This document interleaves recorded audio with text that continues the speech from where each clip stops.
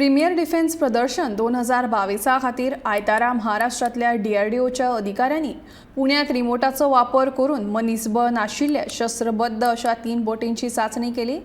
ह्या बोटींचो उपेग टोळयेची तपासणी करपाक तशेंच गस्त घालपाक करतले। ह्या बोटींची सहनशक्ती सुमार 4 वरां अशी आसा, मात सध्या ती चडांत चड एका वराक सुमार 10 मैल वेगान वचूंक शकतात। वेग वाडोवन लेगीत वराक 25 मैल मेरेन वचपाची तांक हातूंत आसा अशी माहिती DRDOचो संशोधन आनी विकास आस्थापनाचो गट संचालक PM नायक हांणी दिली। तेच प्रमाण ह्या बोटींच्या कांय प्रकारांत लिथियम बॅटरी आशिल्ली इलेक्ट्रीक यंत्रणांचो वापर केला, जाल्यार कांय बोटींत पेट्रोल इंजिनाचो वापर केला अशें PM नायक हांणी सांगलें।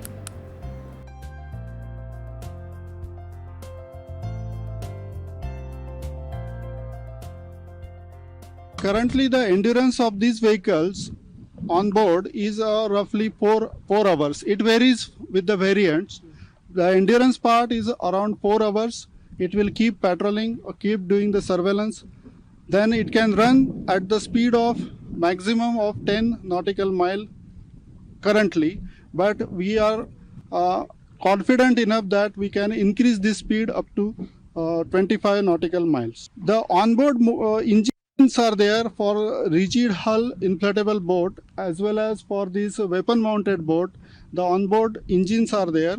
It runs on the petrol.